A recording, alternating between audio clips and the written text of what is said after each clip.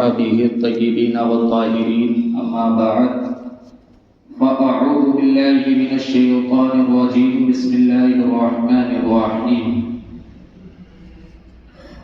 قل لا أسألكم عليه أجرا آمنت بالله صدق الله ومولانا العظيم وصدق رسوله النبي الأمين المتين المبين الكريم ونحن على ذلك لمن الشاهدين والشاكرين والحمد لله رب العالمين۔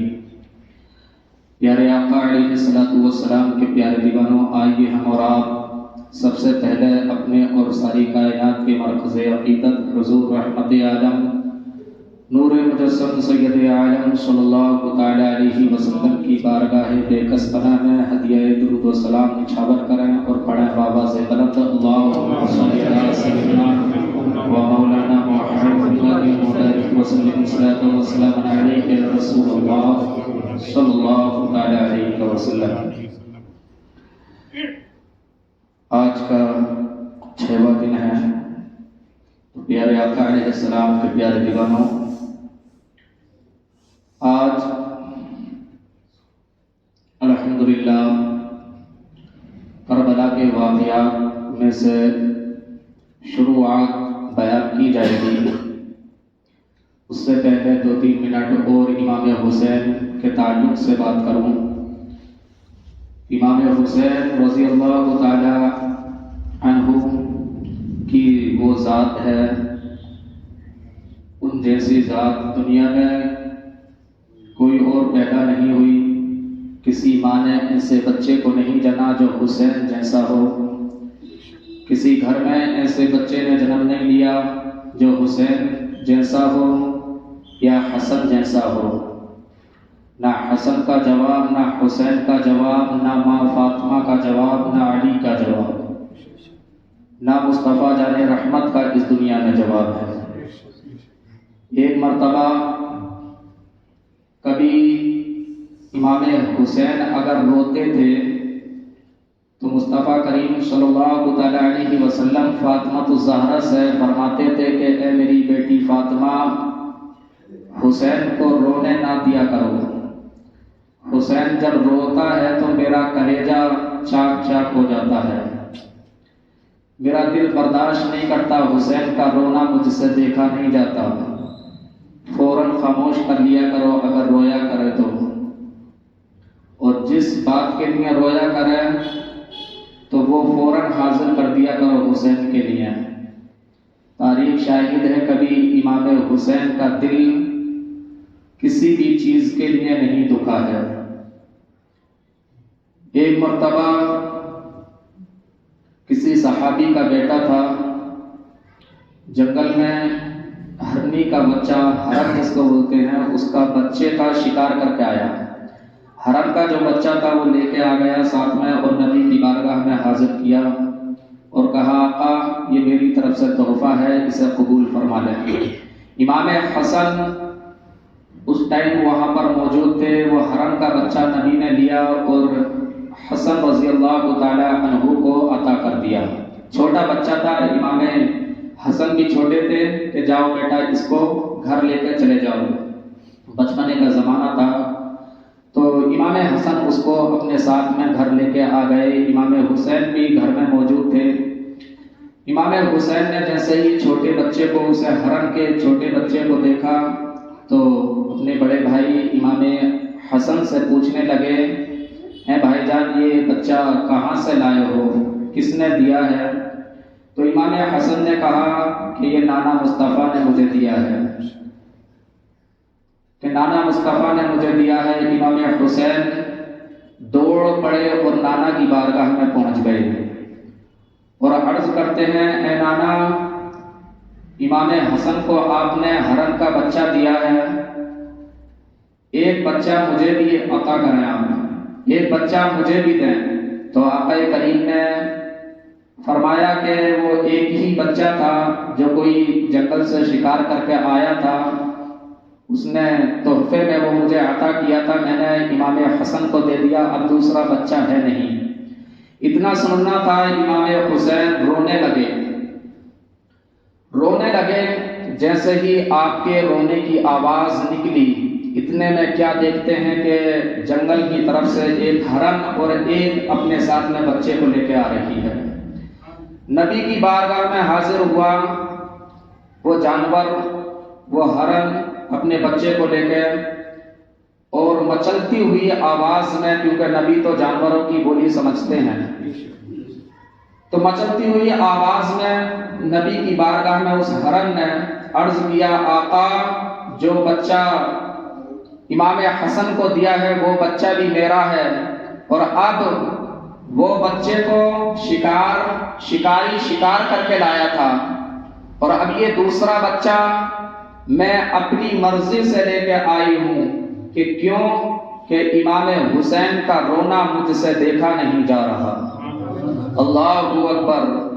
جانور بھی جس کی تعظیم کریں، اعلیٰ حضرت نے فرمایا اپنے مولا کی ہے بس شان عظیم، جانور بھی کرے جن کی تعظیم۔ جانور بھی کبھی روتا ہوا نہیں دیکھتے، جانور بھی کبھی امام حسین کو غمزدہ نہیں دیکھ سکتے۔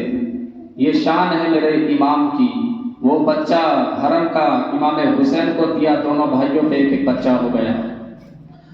اس کے بعد میں اب اللہ تبارک و تعالیٰ بھی کتنا پیار کرتا ہے امام حسن اور حسین سے۔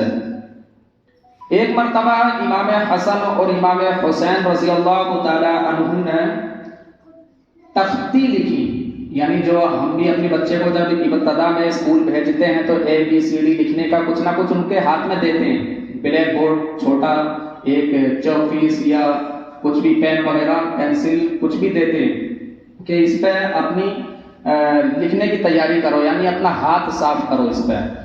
تو وہ ایک مرتبہ امام حسن امام حسین بھی ان تختیوں پر کچھ لکھ رہے تھے، دونوں بھائی بیٹھے ہوئے لکھ رہے تھے۔ جب دونوں کا لکھنا مکمل ہوا تو ماں فاطمہ الزہرا کی بارگاہ میں گئے دونوں بھائی، اور عرض کرنے لگے، امی جان یہ ہم دونوں نے لکھا ہے، آپ یہ فیصلہ کر کے بتائیں کس کی تختی پہ اچھا لکھا ہوا ہے، امام حسن نے اچھا لکھا ہے یا امام حسین نے اچھا لکھا ہے، آپ فیصلہ کر کے بتائیں۔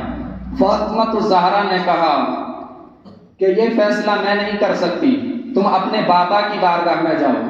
حضرت علی کی بارگاہ میں پہنچے، عرض گزار ہوئے، بابا ہم نے یہ تختی لکھی ہے، آپ فیصلہ کر کے بتائیں کس کی تختی پہ اچھا لکھا ہے اور کس کی تختی کم درجے کی ہے، آپ فیصلہ کر کے بتائیں۔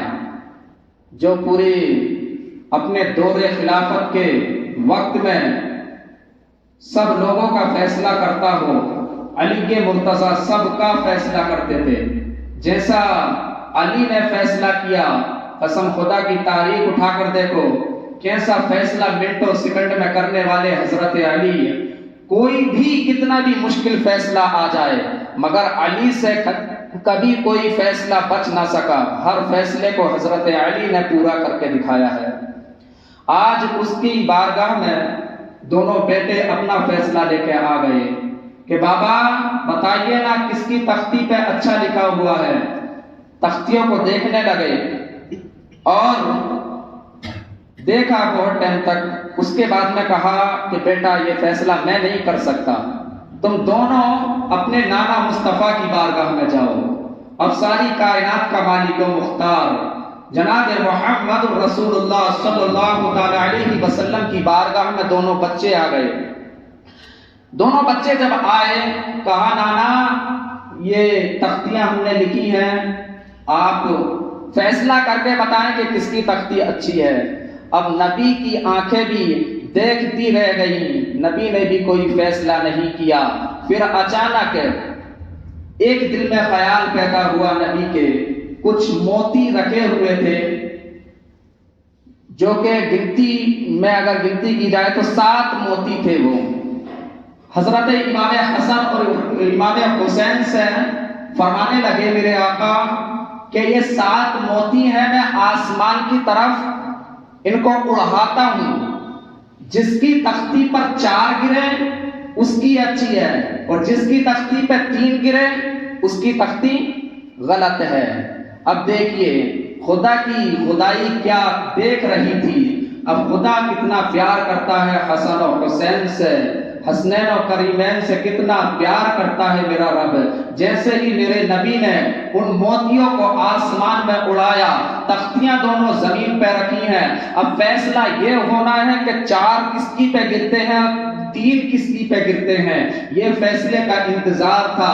مگر دیکھتے ہی دیکھتے لوگوں ہوتا ہے کیا کہ 3 ایک تختی پہ گرے، 3 ایک تختی پہ گرے، ایک دانہ جو تھا وہ بیچ میں رک گیا۔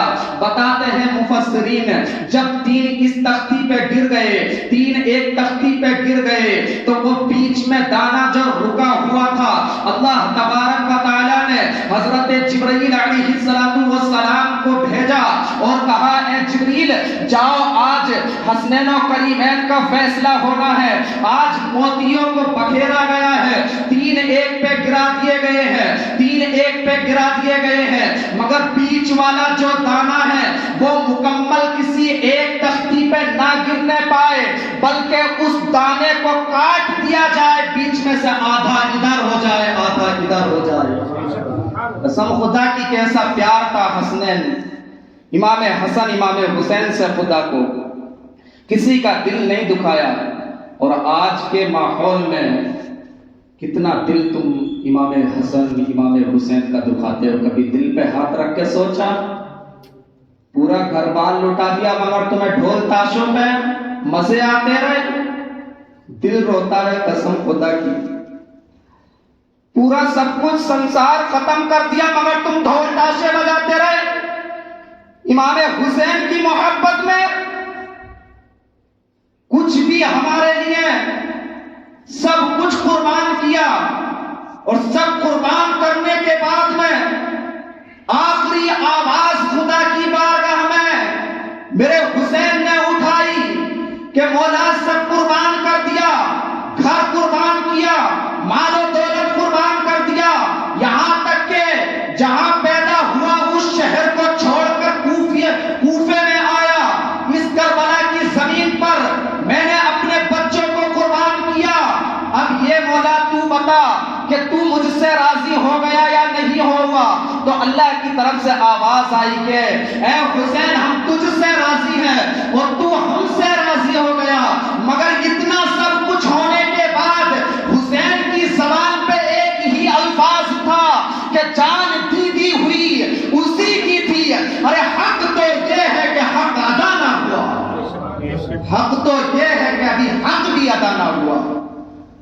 اے لوگوں، آج تم کس ہاتھوں سے امام حسین کی شہادت پہ ڈھول بجاتے ہو؟ کبھی ہمارے گھر سے جنازہ اٹھے، پورا خاندان روتا ہے، پورا کنبہ روتا ہے، ماں دیکھو الگ ہے، باپ دیکھو الگ ہے، بیٹے کا جنازہ ہے، سب الگ الگ ہیں، بہن دیکھو الگ ہے، کنبے والے دیکھو الگ ہیں، سب الگ الگ اپنا غمی کا اظہار کر رہے ہیں۔ کاش کہ تم بھی جب تمہارے گھر سے جوان بیٹے کا جنازہ اٹھ رہا تھا تو اگر تمہارے اندر انسانیت ہے اور تم واقعی حسینی اپنے آپ کو کہلاتے ہو تو جنازے کے ساتھ کسی نمازی کو مت لے کے جاؤ، جنازے کے ساتھ مسجد کے امام کو مت لے کے جاؤ، بلکہ ڈھول بجانے والوں کو جنازے کے آگے لے کے جاؤ، جنازے کے پیچھے لے کے جاؤ، پھر دفن کر دیا ڈیجے میں ڈھول بجاؤ، 10 میں ڈھول بجاؤ، اور 20 میں ڈھول بجاؤ، اور 40 میں ڈھول بجاؤ، یہاں تک کہ پورا سال جب گزر جائے برسی آئے فاتحہ مت کراؤ، ڈھول بجاؤ، پھر میں کہوں گا ہاں تم واقعی حسینی ہو۔ اپنے گھر سے اگر میت اٹھے تو ڈھول کا نام نہیں، اور میرے حسین کے جنازے پہ ڈھول بجا بجا کے تم نے شراب پی پی کے گنڈا گردی کر کر کے تم نے تماشا بنا دیا، کچھ سوچا کچھ سمجھا بھی نہیں تم نے۔ قسم خدا کی یہ ایسی تاریخ ہے، اس تاریخ میں ڈھول مت بجایا کرو، خدا کے واسطے ڈھول مت بجایا کرو، تاشے مت بجایا کرو، کوئی کھیل کود ناچ گانا مت کیا کرو، شراب کو ہاتھ مت لگایا کرو۔ نے میرے حسین کے گھر کو برباد کر دیا، میرے حسین کے گھر کو اجاڑ دیا۔ یزید شرابی تھا، یزید کے چمچے شرابی تھے، عبید اللہ ابن زیاد شرابی تھا، اور عمر بن سعد شرابی تھا، دیگر جتنے یزیدی درندے تھے سب شرابی تھے۔ اس شراب کے نشے میں امام حسین کے خاندان کی گردنیں کاٹی ہیں، اور آج اس شراب کو پی کر تم کامیاب ہونا چاہتے ہو، تمہیں کبھی کامیابی نہیں ملے گی۔ شراب وہ نحوست ہے جو کسی کو کامیابی نہیں دیتی، بلکہ کامیاب انسان کو یہ گرا دیتی ہے، برباد کر دیتی ہے۔ تم شراب پی کر ڈھول بجاؤ، تاشے بجاؤ، اور پھر اعلان کرو امام حسین ہم سے خوش ہو جائیں۔ قسم خدا کی امام حسین اس طریقے سے خوش نہ ہوں گے، امام حسین اس طریقے سے تم سے راضی نہیں ہوں گے۔ اگر میرے امام کو راضی کرنا ہے، ان غلط کاموں سے توبہ کر لو، خدا کے واسطے توبہ کر لو۔ کوئی بھی فساد نہ کریں گے، کوئی بھی یہ تماشے وغیرہ نہ کریں گے، کوئی بھی خرافات کو انجام نہیں دیں گے، بلکہ جب امام حسین کا مہینہ آئے گا، ہم نمازی نہیں تھے نماز پڑھیں گے ان کے لیے، ہم متقی نہیں تھے ان کے لیے متقی بن کے دکھائیں گے، ہم پرہیزگار نہیں تھے ان کے لیے ہم پرہیزگاری اپنا کے دکھائیں گے۔ قسم خدا کی اگر یہ ہم نے اپنے اندر پیدا کر لیا تو ہم دنیا میں بھی حسینی ہیں، اور قیامت کے دن بھی حسینی رہیں گے، قیامت کے دن بھی ہم حسینی رہیں گے۔ حسین کی سچی محبت ڈھول تاشوں میں نہیں ہے، علی اعلان کہتا ہوں میں، ڈھول تاشوں میں یہ حسین کی محبت نہیں ہے۔ اپنے بچوں کو ڈھول تاشے کا عادی مت بناؤ، اگر بنانا ہے تو سچا حسینی بچپنے سے بچے کو بناؤ، بچپنے سے ان کی تربیت اچھی کرو۔ آج دیکھا جاتا قسم خدا کی دل روتا ہے کہ کیا گھرانہ تھا وہ، کیا کنبہ تھا وہ، کیا خاندان تھا وہ، کیسے لوگ تھے وہ، ہمارے لیے سب کچھ قربان کر دیا اور ہم ڈھولی بجاتے رہے، سب کچھ قربان کر دیا ہم ڈھولی بجاتے رہے، ہم ڈی جے لگاتے رہے، تماشے کرتے رہے۔ کوئی اگر بات بتائے تو آج ہمارے دل پہ چبھتی ہیں یہ باتیں کہ نہیں جی ہم تو پہلے سے کرتے ہوئے آ رہے ہیں۔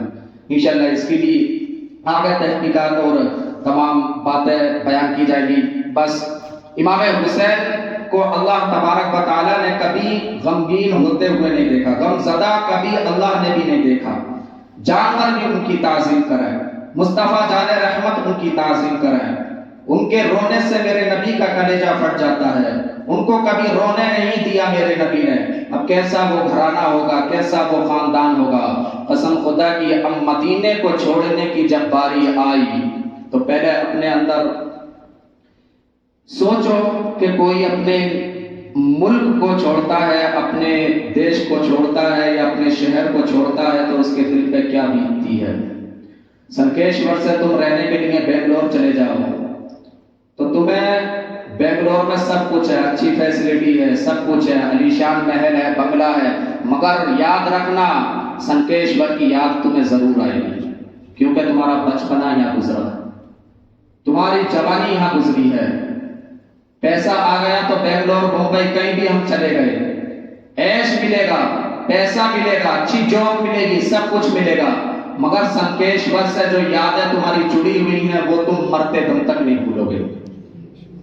تو یہ تو ایک معمولی سا ہمارا کام ہے، اور وہ مدینہ، جس مدینے میں صرف عرب کے لوگ نہیں آتے بلکہ پوری دنیا سے سمٹ کر لوگ مدینے کی زیارت کرنے جاتے ہیں، چاہے وہ کوئی سے بھی ملک کا ہو، کوئی سے بھی دیش کا ہو، کوئی سے بھی گاؤں کا ہو، ہر جگہ کا انسان مدینہ دیکھنے کی خواہش کرتا ہے۔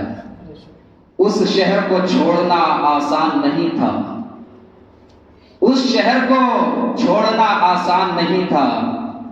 یہ تو اس سے پوچھو جس نے اس دین اسلام کے پرچم کو لہرانے کے لیے مدینے کو چھوڑا ہے۔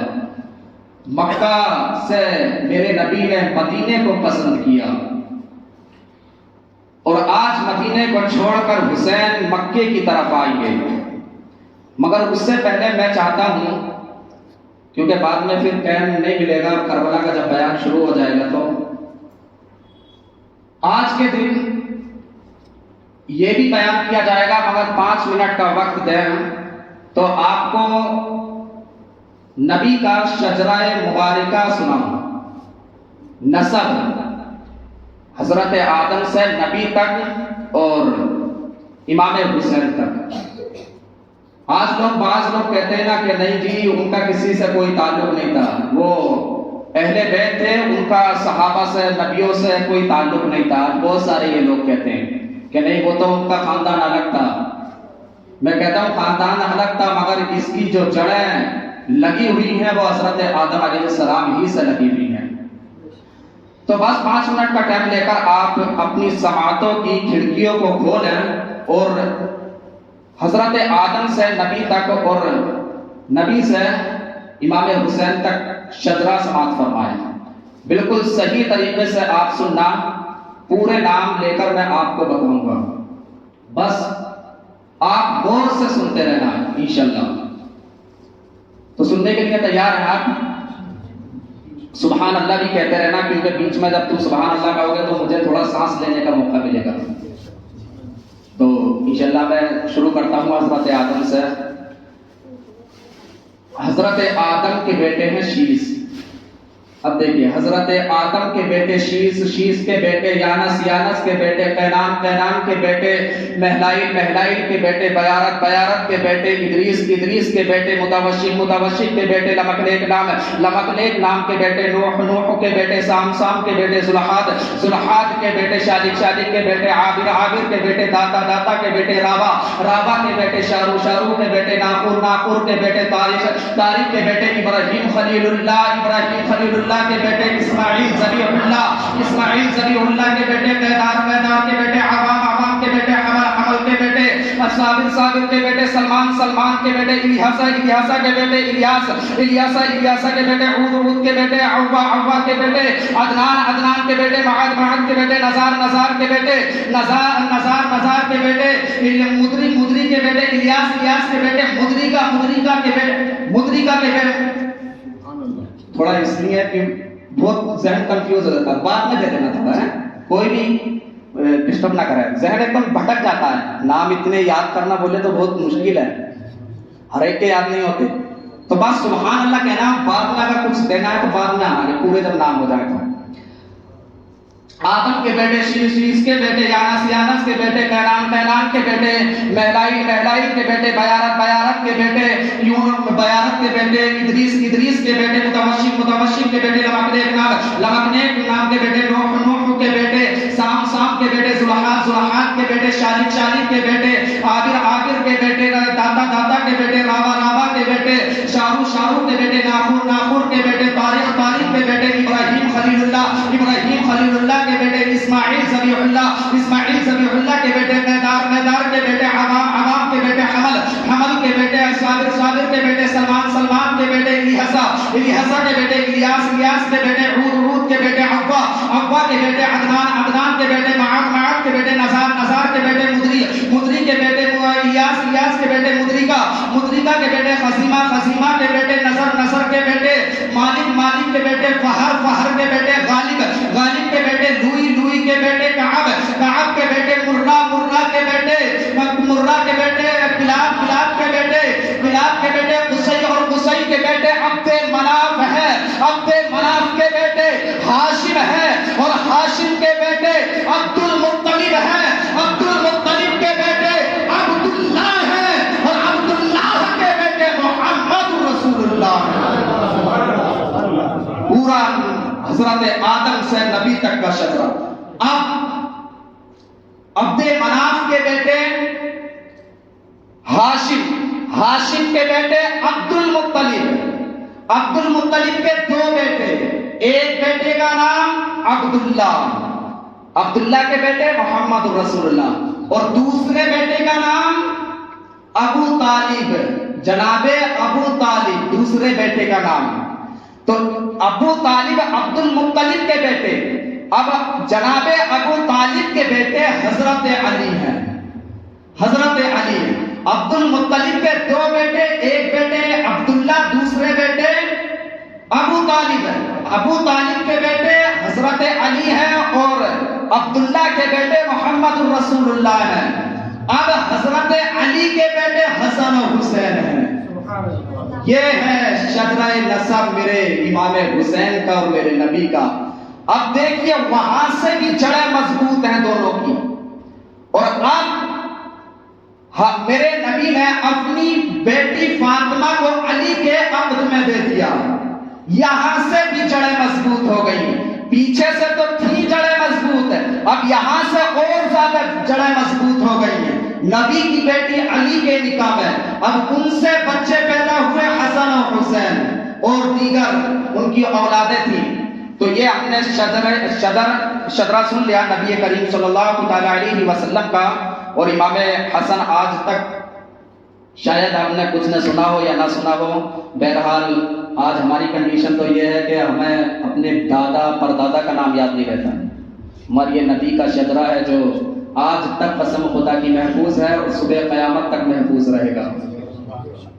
آج کے بچوں سے پوچھو تو اپنے باپ کا نام بھی بہت اکثر بچوں کو پتہ رہتا ہے، جس کو تربیت اچھی ملتی ہے، نہیں تو دادا کا ہوا پردادا کا تو پتہ ہی نہیں ہے بہت ساروں کو۔ پردادا، نقل دادا، اس کے آگے دادا، اس کے آگے دادا، کسی کو اتنے نسب پتہ بھی نہیں ہے۔ مگر نبی کی یہ شان ہے کہ آج بھی ان کا شجرہ مبارک بہت سارے ہمارے ہندوستان میں اور دیگر ممالک میں بزرگان دین ہیں، تو الحمدللہ ان کے شجرے سلامت ہیں۔ بہت سارے ایسے اللہ کے بزرگ بندے ہیں، نیک بندے ہیں، محبوب ہیں، جن کے شجرے سلامت ہیں۔ تو ذرا نام اپنے بچوں کو اپنے خاندان والوں کے یاد کرایا کرو، کیونکہ بہت ضروری ہے، ان ناموں میں برکتیں ملتی ہیں۔ تو اب میں بیان کر رہا تھا کہ مدینے کو چھوڑنا آسان نہیں ہے۔ مدینے کو چھوڑنا کسی عاشق سے پوچھے کوئی کہ مدینہ کیا چیز ہے۔ اکثر لوگ تم میں سے عمرے کو یا حج کو گئے ہوں گے، کعبے کا طواف کیا ہوگا، مگر دل کو جو سکون ملتا ہے تو وہ مدینے کی سبز گنبد کو دیکھ کر ملتا ہے۔ لوگ وہاں سے دن جب پورے ہو جاتے ہیں تو آنا پڑتا ہے، نہیں تو عاشقوں سے پوچھو کہ مدینہ چھوڑنا کس نے گوارا کیا ہے، مدینہ کون چھوڑ سکتا ہے۔ بہرحال نبی کریم نے، میں نے آپ کو 2 دن پہلے یہ بات بتائی تھی، نبی کریم نے 30 سال اپنے بعد میں خلافت ہونے کو فرمایا تھا کہ میرے بعد میں 30 سال تک خلافت رہے گی، جن میں کہ خلفائے راشدین جو ہیں 4 خلیفہ، حضرت صدیق اکبر، عمر فاروق، عثمان غنی، علی مرتضی، یہ خلفائے راشدین ہیں۔ تو بہت سارے علماء اکرام میں خلفائے راشدین میں امام حسن کا بھی ذکر کیا ہے، مگر کم روایتیں ہیں۔ بہرحال جو خلفائے راشدین ہیں وہ 4 ہی ہیں۔ انہوں نے اپنی خلافت 28 یا 28.5 یا 29 سال تک خدمت انجام دیتے رہے۔ اس کے بعد میں علی کے مرتضی کرم اللہ وجہ الکریم کا وصال ہوا۔ وصال کوفیوں نے آپ کو روایتوں میں آتا ہے زہر دیا تھا، مگر نہیں، زہر جو دیا تھا آپ کے بیٹے امام حسن کو دیا تھا۔ آپ پر ایک تیر جو زہر میں بجھا ہوا تیر تھا، وہ تیر دھوکے سے غلطی سے کسی نے مارا تھا، غلطی سے نہیں مگر پیچھے سے کسی نے وار کیا تھا آپ پر۔ تو آپ کا وصال کوفے میں ہی ہوا، اور وہاں پر آپ کا مزار مبارک ہے، کیونکہ آپ کا دارالخلافہ تھا حضرت علی کا، وہ کوفہ ہی تھا۔ کوفہ میں آپ کا دارالخلافہ سجدہ تھا، وہاں پر آپ کی مسند لگتی تھی اور وہیں پر آپ رہتے تھے۔ پھر اس کے بعد میں کوفیوں نے حضرت علی جب شہید ہو گئے تو امام حسن وہاں پہ آ کے بیٹھے۔ امام حسن کے پاس میں تقریباً 1 سال کے قریب یا 6 مہینے یا 8 مہینے کے قریب خلافت رہی۔ اس کے بعد میں آپ نے خلافت کو حضرت امیر معاویہ کو عطا کر دی۔ اس کے پہلے کی تھوڑی تاریخ آپ کو بتاؤں۔ جب حضرت علی کا وصال ہوا تو ملک شام میں امیر معاویہ رضی اللہ تعالیٰ عنہ جلوہ گر تھے، وہاں پر آپ کا مکان تھا، اور ادھر امام حسن تھے۔ تو مدینے والے اور کوفے والے لوگ یہ چاہتے تھے کہ خلافت کا اعلان امام حسن کریں، یعنی علی کے بعد میں خلافت امام حسن ہی پر رہے۔ کوفے والے اور مدینے والوں کا یہ کہنا تھا، اور مکہ والے اور ملک شام والوں کا کہنا یہ تھا کہ خلافت امیر معاویہ کو ملے، کیونکہ یہی ابھی برحق خلیفہ بننے کے لائق ہیں۔ بہرحال ان کے ہاتھ پہ بھی بیعت ہونے لگے لوگ، ادھر امام حسن کے ہاتھ پہ بھی بیعت ہونے لگے، اور مکے میں عبداللہ ابن زبیر رضی اللہ تعالی عنہ، جو کہ آپ نبی کے خاص صحابہ میں سے، ان کے ایک بیٹے عبداللہ ابن زبیر رضی اللہ تعالی عنہ کے آپ بیٹے تھے۔ تو آپ گورنر تھے اس وقت مکے کے، تو مکے والوں نے آپ کے ہاتھ پر بھی بیعت کی۔ ملک شام والے امیر معاویہ کے ہاتھوں پر، مدینے اور کوفے والے امام حسن کے ہاتھوں پر، مکے والے بیعت کر رہے ہیں عبداللہ ابن زبیر کے ہاتھوں پر۔ اب جب یہ ماحول امام حسن نے دیکھا تو آپ جب 30 سال نبی کے فرمان کے مطابق خلافت کے 30 سال مکمل ہو گئے، مکمل ہونے کے بعد میں آپ امیر معاویہ کی بارگاہ میں پہنچے اور عرض کیا کہ حضور آپ کاتب وحی ہیں، اور رشتے میں آپ نبی کے سالے بھی آتے ہیں، نبی کے سالے حضرت امیر معاویہ رشتے میں آتے ہیں، تحقیقات نکالی جائے تو کچھ بات چیت امام حسن اور امیر معاویہ رضی اللہ تعالیٰ عنہ کے درمیان ہوئی۔ جو اختلافات تھے وہ اختلافات مٹا دیے گئے اور سب کچھ ختم کر دیا گیا، اور جو فیصلہ حسن کرے، نبی کی یہ حدیث پاک ہے، جو میرا حسن فیصلہ کرے وہ فیصلہ برحق ہے۔ اپنی خلافت آپ نے امیر معاویہ کو عطا کر دی، آپ بری ہو گئے۔ پھر بھی اس کے بعد میں خدمت انجام دیتے رہے۔ کچھ دنوں کے بعد میں کوفیوں نے آپ کو زہر دیا اور آپ بھی شہید ہو گئے۔ اب یہ کوفہ حضرت عمر فاروق نے اپنی سلطنت میں، اپنی خلافت میں اس کو آباد کیا تھا۔ جب حضرت امام حسن کا وصال ہو گیا، امیر معاویہ کی خلافت الحمدللہ پورے علاقے پر چل رہی تھی، تو آپ کا بھی پھر وصال ہونے کا ٹائم آیا۔ کچھ سال تک آپ کے پاس خلافت رہی، آپ گورنر بن کے وہاں کے رہے۔ اس کے بعد میں ہوا کیا، جب آپ کا وصال ہوا تو کچھ لوگوں نے، کیونکہ جو یزید تھا وہ امیر معاویہ کا بیٹا ہی تھا، اس کی بیٹھک غلط تھی، اس کی صحبت غلط تھی، امیر معاویہ سے کوسوں دور رہتا تھا۔ جو باپ کا نہ ہوا وہ کسی اور کا کیا ہوگا، جو باپ کے بتائے ہوئے دین پر نہ چلا وہ کسی اور کا کیا ہوگا، اسے کیا مطلب تھا کسی سے۔ جب آپ کا وصال کا ٹائم آیا تو یزید کے کچھ دوستوں نے حضرت امیر معاویہ کی بارگاہ میں کہا کہ آپ کا وصال کا ٹائم عنقریب ہے، آپ ایسا کریں اپنی خلافت یزید کو دے دیں۔ جیسے ہی اس بات کو امیر معاویہ نے سنا، حضرت امیر معاویہ ایک دم جلال میں آ گئے کہ میں خلافت یزید کو نہیں دوں گا۔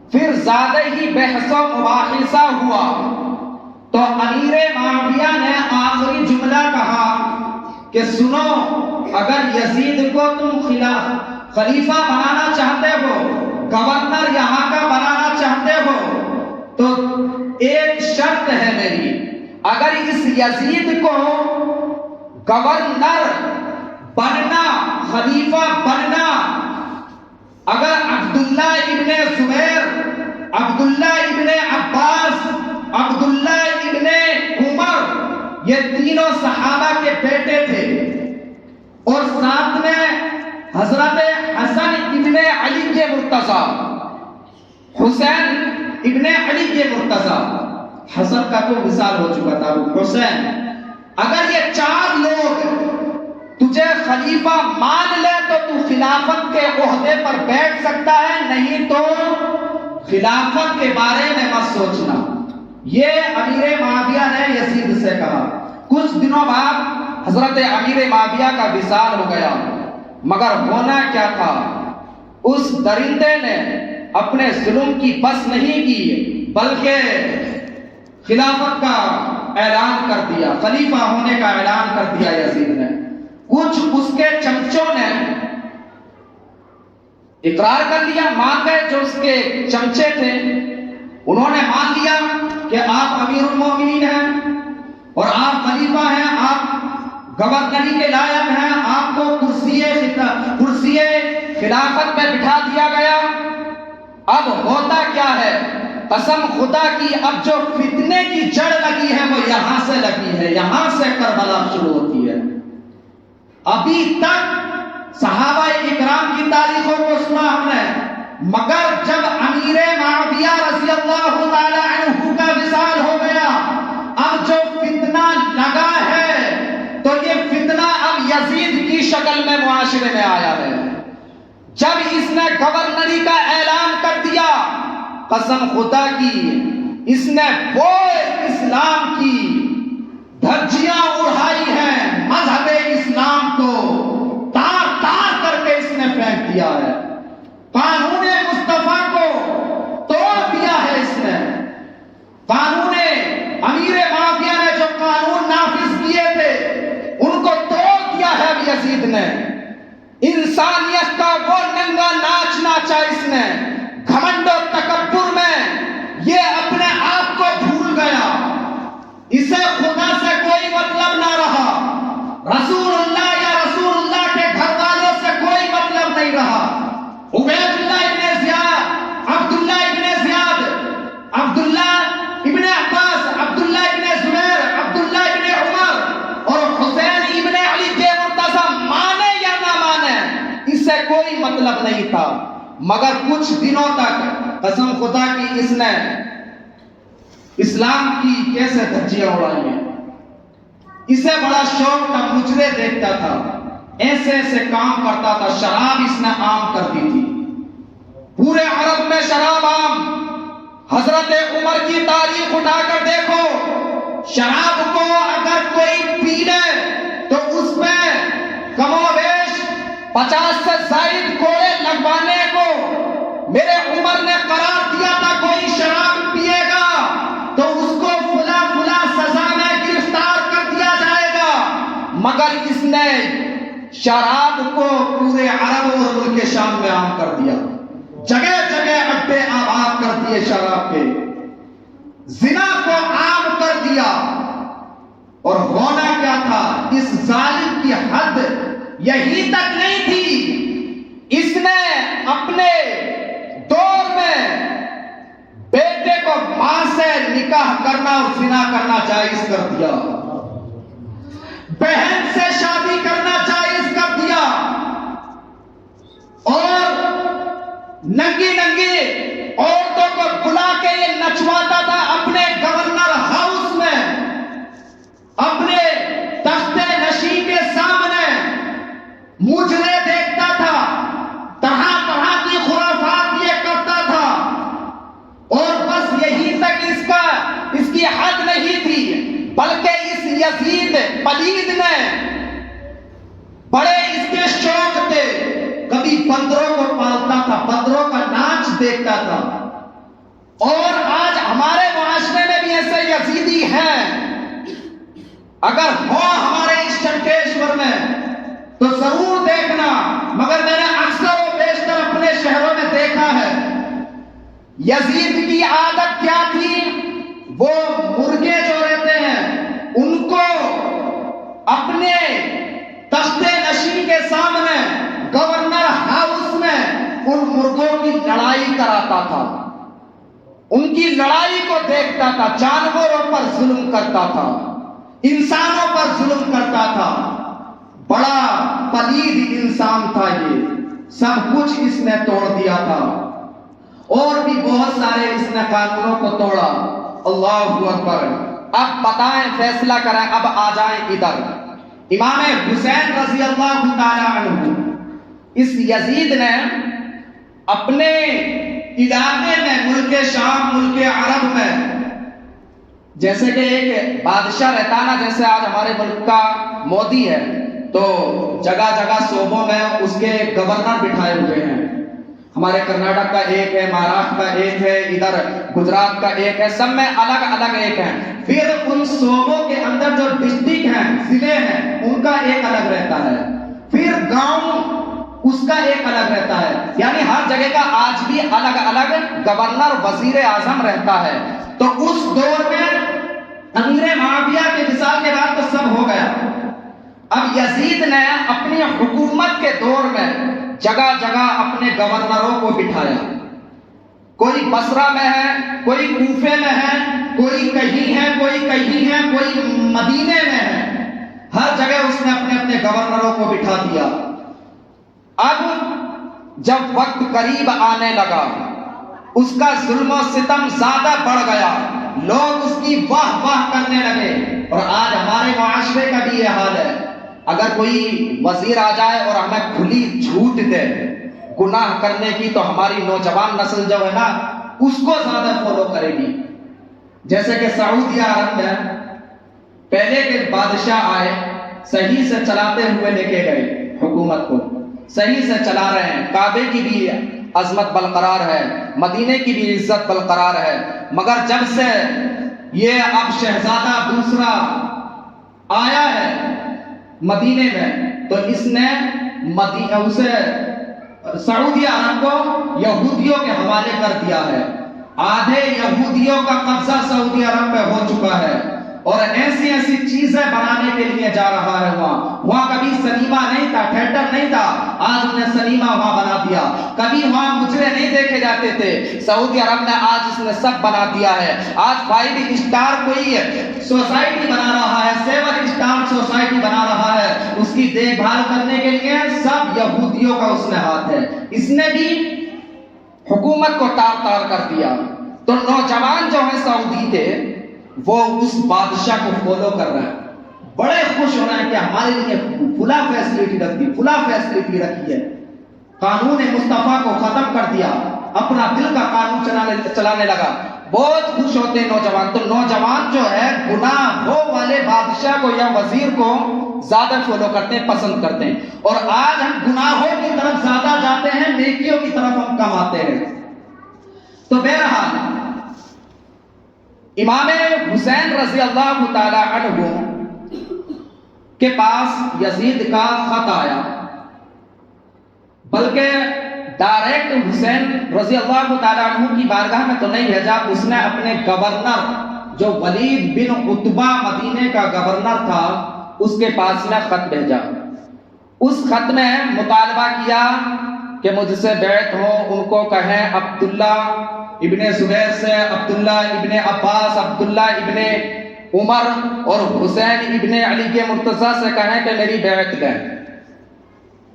تو یہ بیعت جو ہوتا تھا، یہ ایک حلف ہوتا تھا، جس کو ہم اگر اپنی زبان میں کہیں تو ووٹ ہوتا تھا۔ یعنی یہ حلف دینا، وعدہ کرنا کہ ہم یزید کو حق پر مانیں گے اور اس کی ہر بات کو تسلیم کریں گے۔ تو اتنا بدتمیز اور ناہنجار یزید پلید کو امام حسین کبھی پسند کر سکتے ہیں؟ کبھی نہیں کر سکتے۔ جن کی پرورش ہوئی ہو فرشتوں کے آنگن میں، جن کی پرورش ہوئی ہو علی کے مرتضیٰ کے گھر میں، فاطمہ الزہرا کے گھر میں، وہ ایسے بدتمیز اور ناہنجار انسان کو کبھی پسند نہیں کریں گے۔ بہرحال ٹائم کی مجھے قلت لگ رہی ہے، تو اگر آپ کی مرضی ہو تو اب یہاں سے کل واقعہ بیان کیا جائے یا ابھی، کیونکہ کل کے لیے بھی تھوڑا پیاسا چھوڑا جائے۔ اگر آج ہی سب پلا دیں گے تو پھر کیسے چلے گا؟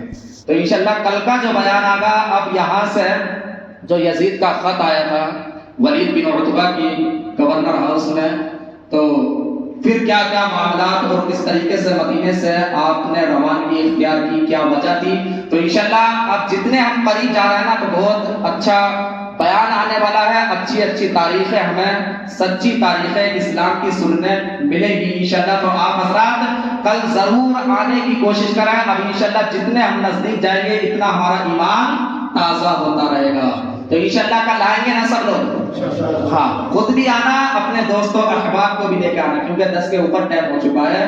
تو بہرحال آخری دن جتنا بولنا ہے بولیں گے، مگر ابھی آخری دن تک کا انتظار کرو. انشاءاللہ بہت مزہ آنے والا ہے اور آپ کا ایمان تازہ ہونے والا ہے. تو اللہ تعالیٰ سے دعا ہے مولا ہم تمام نے جو تاریخ سنی اور بالخصوص جو شجرہ نبوی صلی اللہ تعالیٰ علیہ وسلم سنا، اس شجرے کی سب سے پہلے ہمیں سب کو برکت عطا فرما. ایسا چلیے آپ بالکل اپنی پوری سماعت ادھر کریں تو انشاءاللہ بہت اچھا لگے گا. آدم کے بیٹے شیس، شیس کے بیٹے یانس، یانس کے بیٹے قیدار، قینان، قینان کے بیٹے مہلائیل، مہلائیل کے بیٹے بیارت، بیارت کے بیٹے ادریس، ادریس کے بیٹے متوشق، متوشق کے بیٹے لمکلیک نام، لمکلیک نام کے بیٹے نوح، نوح کے بیٹے سام، سام کے بیٹے زلحاد، زلحاد کے بیٹے شالک، شالک کے بیٹے عابر، عابر کے بیٹے داتا، داتا کے بیٹے راوا، راوا کے بیٹے شارو، شارو کے بیٹے ناخور، ناخور کے بیٹے طارق، طارق کے بیٹے ابراہیم خلیل اللہ، ابراہیم خلیل اللہ کے بیٹے اسماعیل ذبیح اللہ، اسماعیل ذبیح اللہ کے بیٹے قیدار، قیدار کے بیٹے عوام، عوام کے بیٹے حمل، حمل کے بیٹے صابر، صابر کے بیٹے سلمان، سلمان کے بیٹے الیاسا، الیاسا کے بیٹے الیاسا، الیاسا کے بیٹے عود، عود کے بیٹے عوام، عوا، عوا کے بیٹے عدنان، عدنان کے بیٹے معد، معد کے بیٹے نزار، نزار کے بیٹے مدرک، مدرک کے بیٹے الیاس، الیاس کے بیٹے مدرکہ، مدرکہ کے بیٹے خزیمہ، خزیمہ کے بیٹے نظر، نظر کے بیٹے مالک، مالک کے بیٹے فہر، فہر کے بیٹے غالب، غالب کے بیٹے لوئی، لوئی کے بیٹے کعب، کعب کے بیٹے مرہ، مرہ کے بیٹے کلاب، کلاب کے بیٹے قصی، قصی کے بیٹے عبد مناف، اور عبد مناف کے بیٹے ہاشم ہیں، اور ہاشم کے بیٹے عبد المطلب ہیں، عبد المطلب کے بیٹے عبداللہ ہیں، اور عبداللہ کے بیٹے محمد الرسول اللہ ہیں، اور عبد المطلب کے بیٹے جناب ابو طالب، جناب ابو طالب کے بیٹے حضرت علی ہیں، اور حضرت علی کے بیٹے حسن و حسین رضی اللہ تعالیٰ عنہ ہیں. یہ شجرہ طیبہ ہے. ماشاءاللہ بڑا مزہ آتا ہے پڑھنے میں بھی اور سننے میں بھی، کیونکہ نام اتنے اتنے مقدس ہیں اس میں. قسم خدا کی اگر اس کی صحیح برکتیں مل گئیں تو دنیا بھی کامیاب اور آخرت بھی کامیاب. ان ناموں میں اتنی برکت ہے تو جن کے نام تھے وہ کتنے برکتی ہوں، کیا شان ہوگی ان کی، کوئی لگا سکتا اندازہ؟ کوئی نہیں لگا سکتا. تبھی تو کسی نے کہا تھا، کسی بزرگ نے، کہ شاہ اسد حسین، بادشاہ اسد حسین، دین اسد حسین، دی پناہ اسد حسین، سردار نادار، دست در دست یزید، حق کے بنا لا الہ اسد حسین. بادشاہ بھی حسین ہے، شاہ بھی حسین ہے، دین بھی حسین ہے، دین کو پناہ دینے والا بھی حسین ہے. سردار سر دے دیا مگر اپنا ہاتھ یزید کے ہاتھ میں نہ دیا. حقا کے بنارے حقیقت تو یہ ہے لا الہ الا اللہ کی بنیاد ہی حسین ہے. لا الہ الا اللہ کی بنیاد ہی حسین ہے. تو انشاءاللہ آگے کل سنیں گے، اور بھی اگر آپ کہیں گے تو ابھی تو کئی دن ہیں، 4-5 دن ہیں، تو روز بھی اگر کہتے رہیں گے تو 2-5 منٹ میں انشاءاللہ یہ شجرہ سنتے رہیں گے. تو اللہ تبارک و تعالیٰ سے دعا ہے مولا ہم سب نے آج جو سنا اس پر ہمیں تمام کو عمل کرنے کی توفیق عطا فرما. بالخصوص مالک مولا کربلا والوں کے صدقے میں مالک مولا ہم تمام کی مشکلات کو آسان فرما. مالک مولا جو ہمارے امام حسین رضی اللہ تعالیٰ عنہ کے نام پر، کربلا والوں کے نام پر جو خرافات ہوتی ہے، اس خرافات سے ہمیں اور ہمارے بچوں کو بچنے کی توفیق عطا فرما. مالک مولا میں نے جو کچھ کہا اور جو سامعین نے سنا، مالک مولا اگر کوئی شریعت کے کوئی روایت کے خلاف کوئی بات نکل گئی ہو زبان سے تو اس کا علی اعلان میں توبہ کرتا ہوں. استغفر اللہ من کل ذنب و اتوب الیہ. ایک مرتبہ بلند آواز سے کلمہ طیبہ پڑھیں، لا الہ الا اللہ محمد رسول اللہ صلی اللہ علیہ وسلم وما علینا الا البلاغ. السلام علیکم ورحمۃ اللہ وبرکاتہ.